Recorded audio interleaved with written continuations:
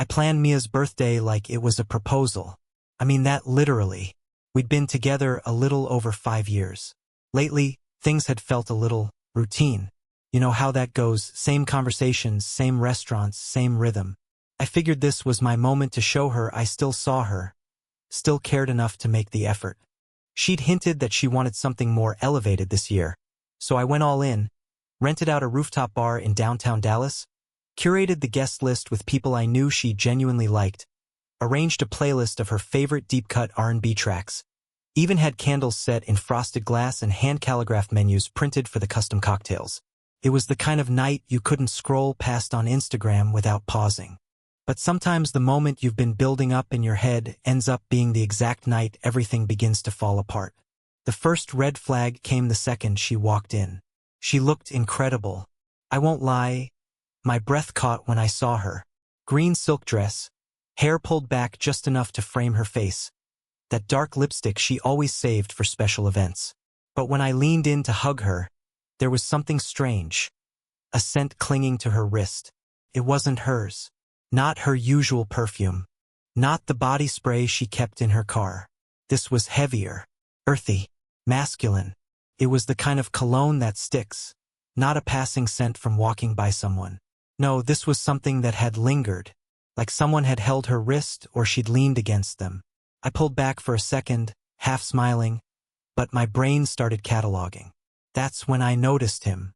Grant, her boss. The same guy she'd explicitly told me wouldn't be there.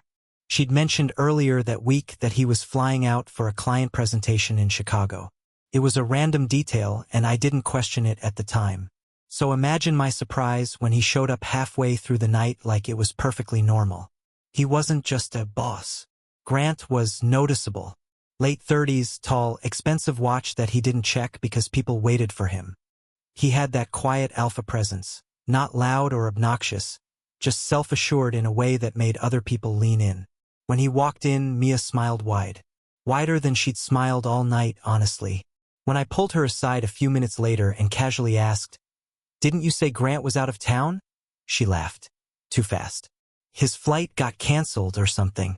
Last-minute change," she said, brushing it off with a quick shrug and an, "I didn't even know he was coming." Then she kissed me on the cheek and walked off toward the bar. I watched her walk away, and I noticed something that didn't fully register until later. She didn't ask me anything. Didn't ask if I was okay. Didn't press when I clearly looked confused. Just pivoted. Moved on. I tried to shake it. Tried to focus on the party. Our friends. The music. The lighting. I even convinced myself I was being paranoid. But it kept piling on. Little things that started feeling connected. I caught a moment where Mia and Grant were standing off near the side exit. Not talking, hovering. Close. Not inappropriate exactly, but too familiar. His arm was angled above her shoulder like he was leaning in to tell her something only she could hear. She was looking at him like she was listening to a secret. A friend of ours, Talia, was filming Instagram stories all night. She's one of those girls who documents everything. Hours later, scrolling through my feed in bed, I found the clip. It was short, maybe 4 seconds, but there they were, Mia and Grant, caught in the frame for just a second. Not posed, not noticing the camera, just standing close by the fire exit, his hand low on her back, her laughing into his chest. That clip did something to me. Not because it was incriminating, not yet, but because it showed me something that felt real, unscripted, and asterisk mate. It wasn't proof, but it was like catching a whisper and knowing it wasn't meant for you. But the real twist came when I picked up Grant's drink by mistake. It was a simple glass whiskey on the rocks. But there, clear as day, was a dark lipstick mark on the rim. Berg asterisk NDY. Deep red. The exact shade Mia had worn that night. Same shape, even. It wasn't a faint imprint either. It was fresh. I stood there for a few seconds, just staring at it. The rest of the party moved around me, laughing, clinking glasses. But I was locked in. I turned to look for her. She was across the room, chatting with a couple of coworkers. She caught my eye, smiled again, but this time I saw it. That microsecond of hesitation. The next morning I asked her, not accusing, not even angry, Just, "Hey, was that your lipstick on Grant's glass?" Her reaction was smooth. "Oh my God, no. Ethan, really?" she said, letting out a laugh like I'd asked her if she'd stolen a car. People were passing drinks around all night. It was so crowded. I barely even had time to hold one. Then she followed it with a classic redirect. "Are you seriously jealous of Grant? He's my boss." She said it like it was absurd. When I mentioned the scent on her wrist, she rolled her eyes. That place was packed. I brushed up against at least 10 people. And anyway, if I was cheating, don't you think I'd try harder to hide it? And then the final card. She made me feel like the crazy one. "I had one good night," she said, her tone defensive now. "One night with coworkers and friends, and you're digging for clues like it's some crime scene. Maybe ask yourself why you're so quick to assume the worst." That shut me down. Not because she was right, but because it worked. She turned the whole thing inside out. And I let her. I told myself I was tired, that I was overthinking, that the video angle was weird, the drink mix-up plausible, the cologne explainable. But deep down, I knew. There's a moment where your body realizes something your brain doesn't want to accept. You feel it in your chest, behind your eyes, in the way your stomach tightens without warning. That night, something cracked. And once that happens, you start seeing everything differently.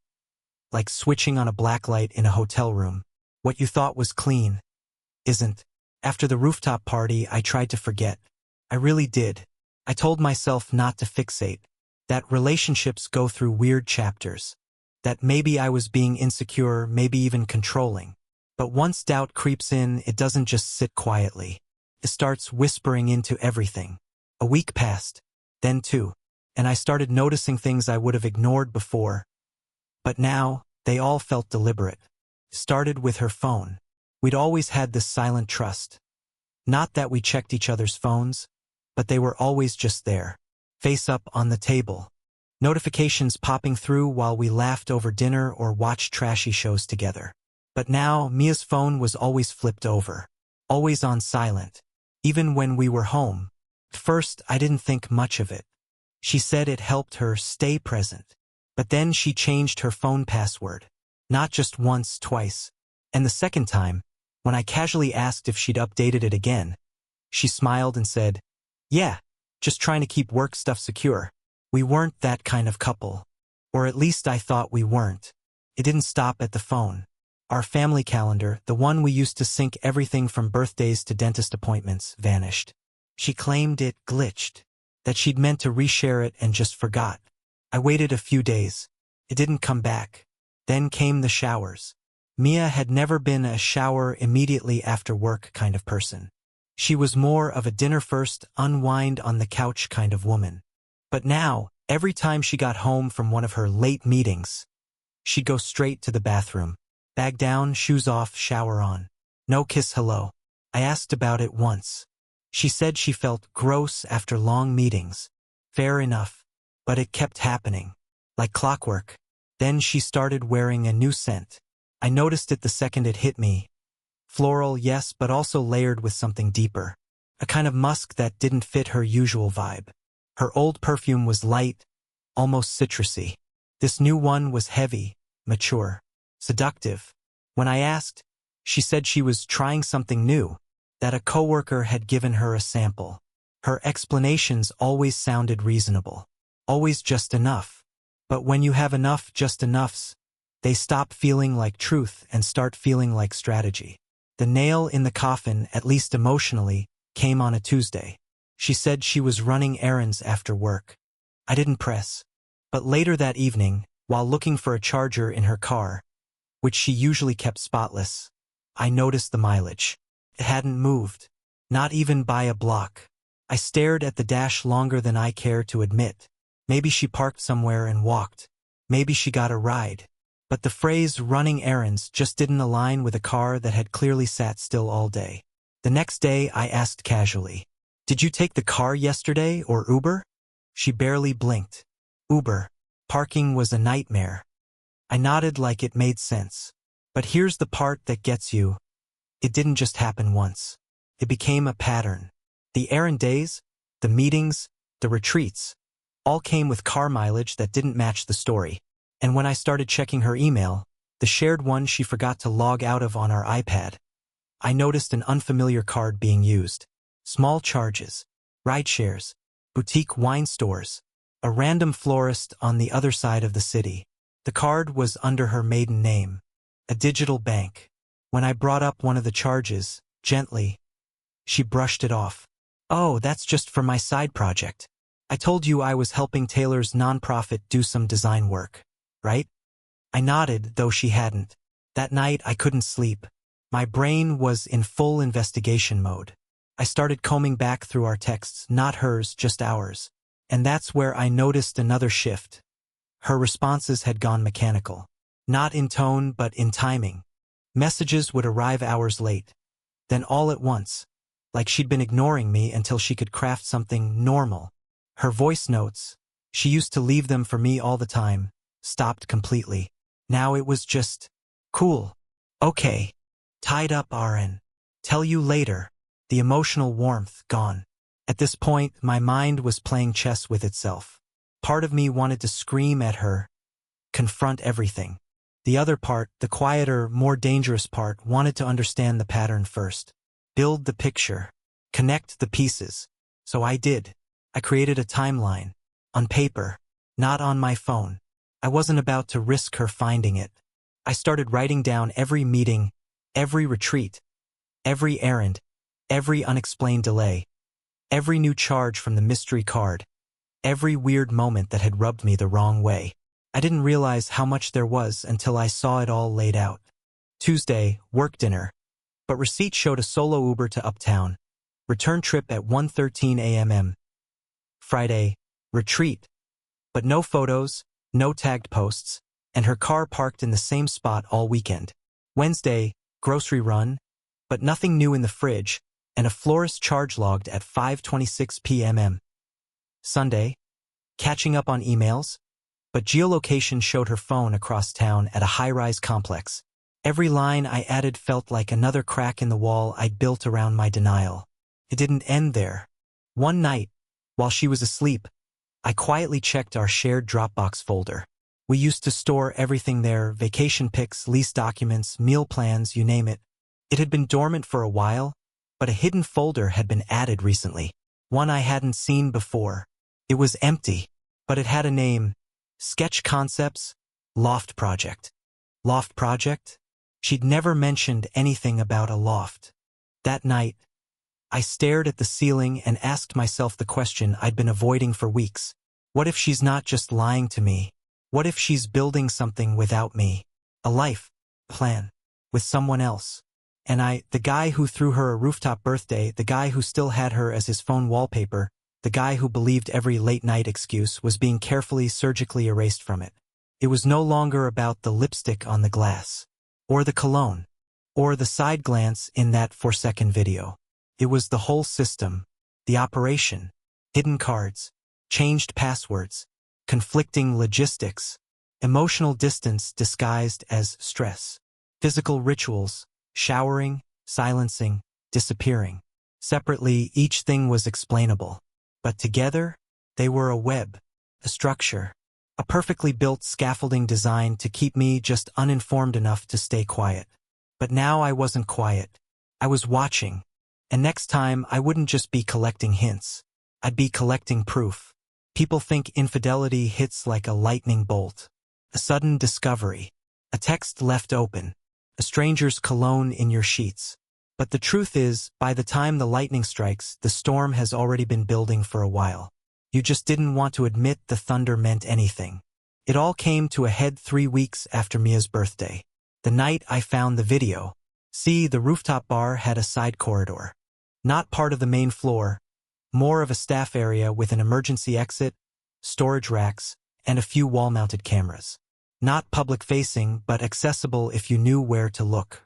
I only found out about them because I was reviewing the event invoice and noticed a charge labeled Security Coordination.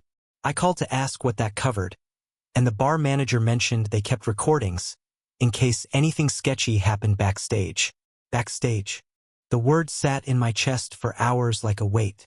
I didn't want to be that guy. But I was already knee-deep in timelines, receipts, rideshare logs, and phone shadows. If there was something to be seen, something confirmable, this was my sh*T. So I called in a favor from someone I hadn't talked to in years. A guy I knew back from college who worked as a security systems tech. I asked him, bluntly, if he could pull archived footage if I had access credentials. He didn't ask questions. Just said, "Send me what you've got." 36 hours later, I had a Dropbox link in my inbox. One file. No subject line. No message. I waited until late. Mia had gone to bed early after claiming to feel wiped from back-to-back meetings. I sat in the kitchen with headphones on and opened the video. The timestamp was 9:52 p.m. I remember the exact moment it played because the sound of my own breathing changed. The video wasn't high-res, but clear enough. You could see the corridor behind the bar's emergency exit. Dim, narrow. Not the kind of place you'd linger, unless you weren't supposed to be seen. Mia walked in first. Alone. Hair pinned back. Green silk dress swaying slightly. She checked her phone, then tucked it into her clutch. 8 seconds later, Grant followed. No hesitation. Like they'd planned it. Like this was a ritual. He walked straight up to her. No words exchanged, or if there were, they weren't audible. Just body language. Her stepping back slightly, leaning against the wall. Him lifting one arm, placing it above her shoulder, leaning in. He kissed her. Not a peck. Not a mistake. A real kiss. Familiar. Confident. Like it wasn't their first. Her hands didn't push him away. Didn't even flinch. One rose up, slowly, and rested on the back of his neck. They stood there for another 15 seconds after. No urgency. No panic. Then she smoothed out her dress, turned toward the camera without even realizing it, and walked out. That was it. That was the proof. I paused the video, staring at her face. Blurry but unmistakable. Caught mid-laugh as she disappeared down the hallway. I should have felt rage. Should have thrown something. But the actual feeling was worse than that. It was calm. Cold. Like something inside me had frozen over. There was no room left for doubt. No mental gymnastics, no emotional justifications. No angle tricks, no lipstick on glass debates. I had seen what I'd seen. And she had no idea. That night, when she got home, around midnight, she walked through the front door with a casual, tired smile and headed straight to the shower. I heard the water run for 20 minutes. Then the soft slide of the blow dryer. When she came to bed, she didn't kiss me goodnight. Just slipped in, turned away, and whispered, "Love you," like it was a routine. I didn't answer. In the morning, I noticed it. A faint Berg *NDY smudge on her pillow. Same lipstick from the birthday. Same shade she said she barely wore. I stared at it for a while. Not because it told me anything new, but because it confirmed what I already knew. Mia wasn't slipping. She was just confident. Confident enough to come home after kissing another man, wash off the evidence, and sleep beside me like nothing happened. I didn't say anything. Not yet. Because when you have proof, real proof, you don't need to shout. You don't need to slam doors. You need to watch, learn, and document. The next step wasn't confrontation. It was collection. That day, I called in sick from work. Not because I was sick, but because I needed space to think, uninterrupted. I pulled every digital receipt I could find. Rideshare history, location metadata from her photos. Exported our shared credit card statements. Checked the timestamps of her text replies, not what she said, but when she said it. The timeline that emerged was surgical. The night of the rooftop party. 9:38 p.m. to 9:52 p.m. No text activity from her. She claimed she was chatting with coworkers the whole time. Valet records from the bar. Car requested at 10:07 p.m. 14 minutes unaccounted for. Now explained. And then came the final puzzle piece. I remembered something from that night. We got our parking validated by the venue. But when I dug through my wallet, I realized I never handed it in. Mia did. Which meant she interacted with the valet. So I called the bar again, pretending to be following up on a lost item. The woman who answered didn't recognize me at first, But when I mentioned Mia's name, her tone shifted. Oh, she was with the tall guy in the gray blazer, right? I didn't respond. She continued. Yeah, they were out front for a while. Thought they'd already left, but then saw them pop out from the side. They were laughing about something. I think he said something about, like, no one noticing. You should check the patio if you lost anything. That's where they were last. I thanked her and hung up. No one noticing. I sat on the edge of the bed, watching the morning light stretch across our hardwood floor, and I felt it hit. Not rage, not sadness. Finality. The kind of emotional full stop you only experience once. For weeks, I'd been connecting threads, building theories, looping through paranoia, suspicion, hope. But now I had it. The kiss, the timeline, the lipstick, the valet slip, the staff camera, the witness. It wasn't a maybe anymore. It was a fact. And facts change everything. I didn't confront her. Not that night. Not the next morning. Not even when I saw the lipstick-stained pillow in full daylight and remembered exactly what it meant. Because here's what I realized. When someone lies that well, that effortlessly, the only thing you get by yelling is a performance. And Mia? She was good. Too good. She'd twist the narrative so fast it'd leave me wondering if I was the problem. If maybe I had misunderstood something. If somehow I deserved this. So instead, I got quiet. Not passive. Just deliberate. I started small, checking for anything she might have left behind on our shared devices. Nothing on her phone, of course, that was on lockdown. But her laptop? That was different. She hadn't used it in months. Ever since she got the new one from work. I dusted it off, powered it up, and held my breath. Still logged in. And better. Same iCloud login, same old auto backup settings. What she didn't know, or maybe forgot, was that when we first set up the system, I'd used an admin override to sync it with our family desktop, back when we shared everything. And somehow, some part of that pipeline was still alive, still quietly updating files behind the scenes. So I followed the trail. First stop, the photo library. Not her main camera roll, that was clean, sterile. A few work screensh *TS, some *TS of food, a gym mirror selfie or two. But deep in the backups, inside an album labeled Draft Mood Boards, I found the rot. Photos she thought were hidden. Candids of loft spaces. Long shadows stretching across concrete floors. Twin wine glasses on kitchen islands. Candles burning. A man's silhouette. Just the reflection of an arm in one *T. But unmistakably not mine. She was documenting another life. There was one photo I couldn't stop staring at. Her legs, stretched out across a hotel bed. Her laptop beside her. A man's dress shirt draped over the chair in the background. Casual. Familiar. Int * mate. And then came the PDFs. Rental confirmations. Airbnb receipts under her maiden name. All neatly organized. Repeated visits to the same unit, different dates, same place. A studio loft in Deep Ellum. Same host every time. Same 48-hour windows. Always conveniently lining up with her overnight retreats or client offsites. In one file, there was even a notes section. At first, I thought it was instructions from the host. But no, it was her. Writing to herself. Bullet points. Call Uber 10 minutes apart. Don't reuse outfits. If he asks, design team met at loft for mock-up sessions. Stick to the timeline. Smile without over-explaining. I stopped breathing. She had scripts. Actual scripts. Notebooks full of fake talking points in case I ever asked questions. There was one document I opened, and then immediately wished I hadn't. It was a pages file simply titled, If Cornered. Inside were headers like, redirect with vulnerability. Offer small truths. Hide the core. Use Ethan's loyalty against him. You're the only one I trust line. And under that, this line bolded. Never admit emotional attachment to Grant. It will break the frame.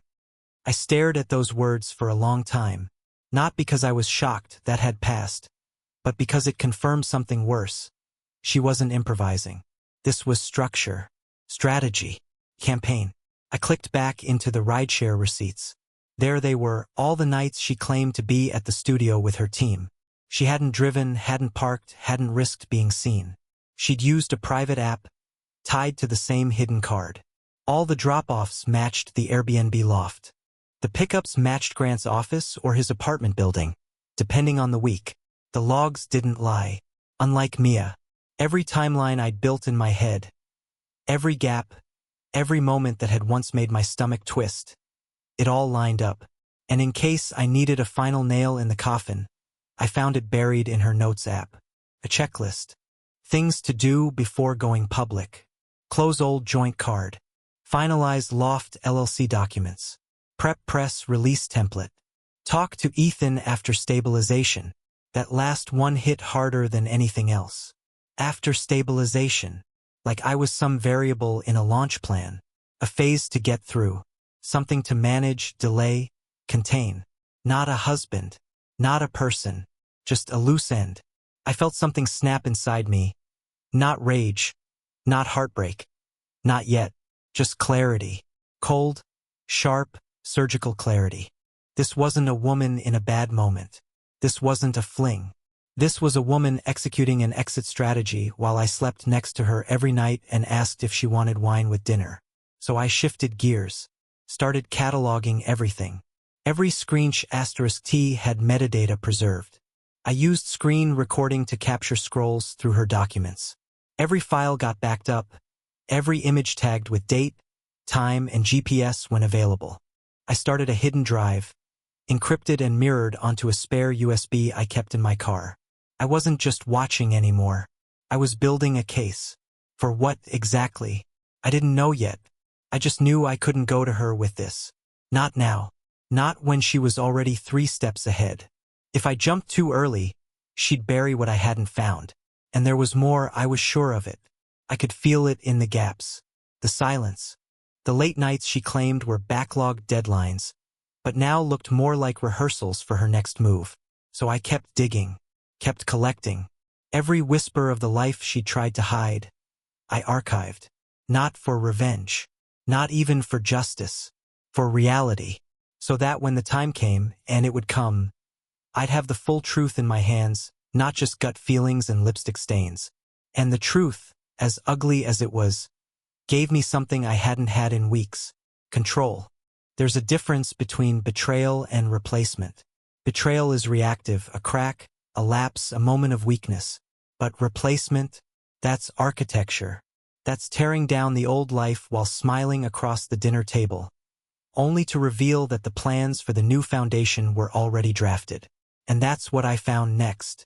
It started with a name, Hush Loft LLC. I almost skipped right past it. It was buried in a folder labeled Conference Decks inside her cloud backup. A place I wouldn't have thought to check if not for a corrupted photo preview that forced a deeper search. The first file was a presentation. Slick branding. Soft neutrals. Serif fonts. Gold-accented title slides. It looked like a startup pitch deck. Clean, elegant, confident. The title page read, Hush Loft, a private escape for the city's quiet elite. Launch, summer, soft invite only. It was positioned like a boutique experience brand, somewhere between luxury hospitality and private lifestyle club.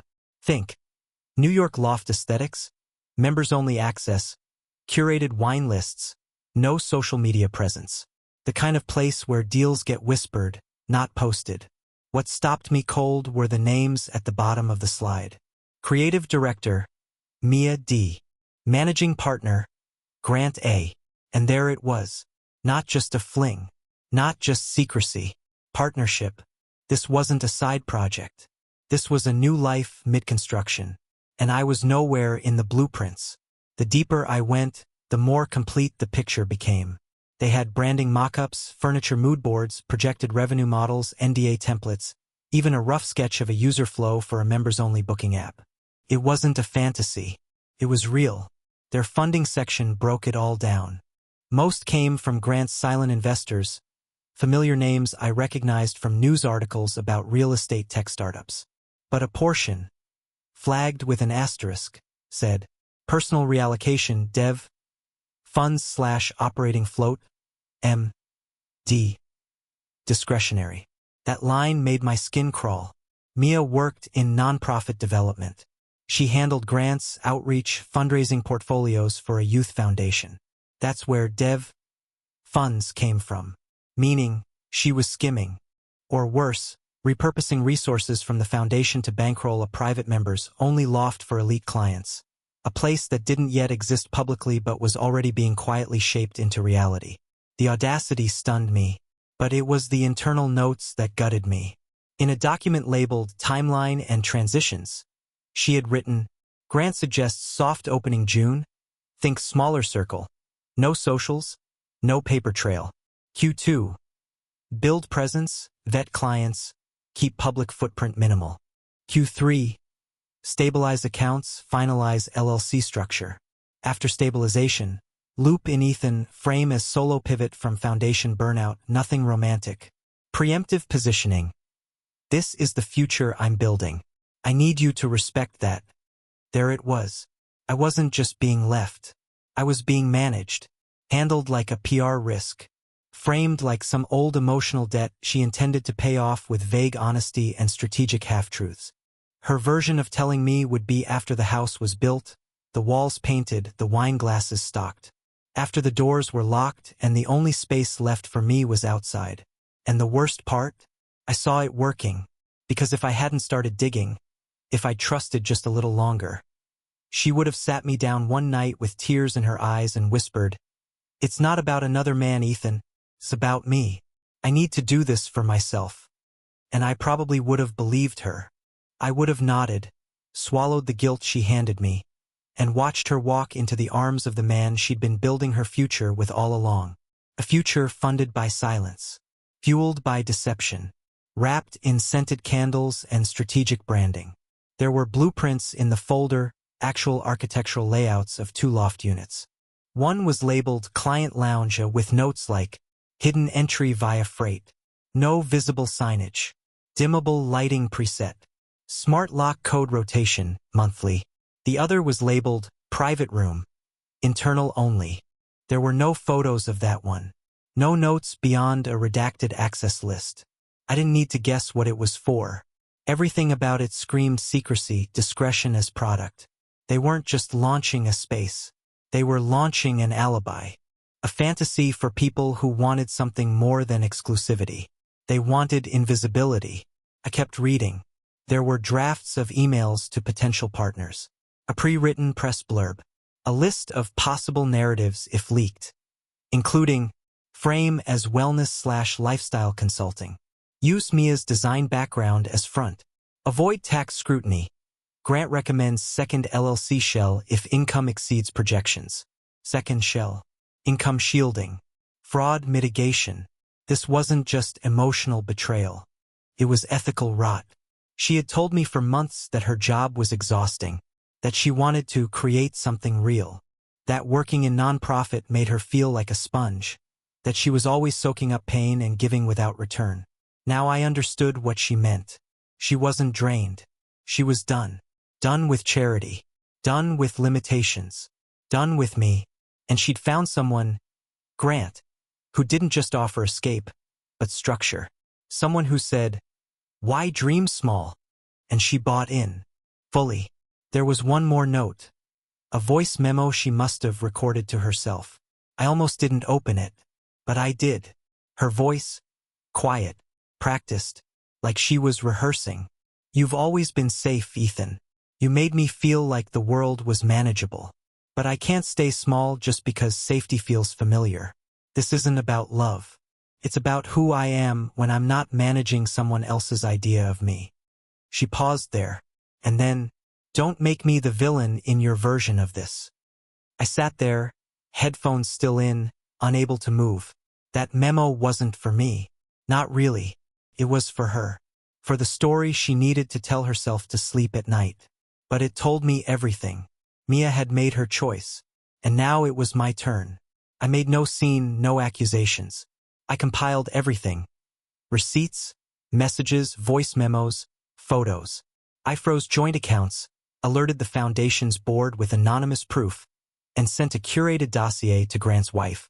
Every file was time-stamped, every connection mapped. Calm, clinical. Not revenge, just truth with teeth. Mia woke to an empty house. My belongings gone.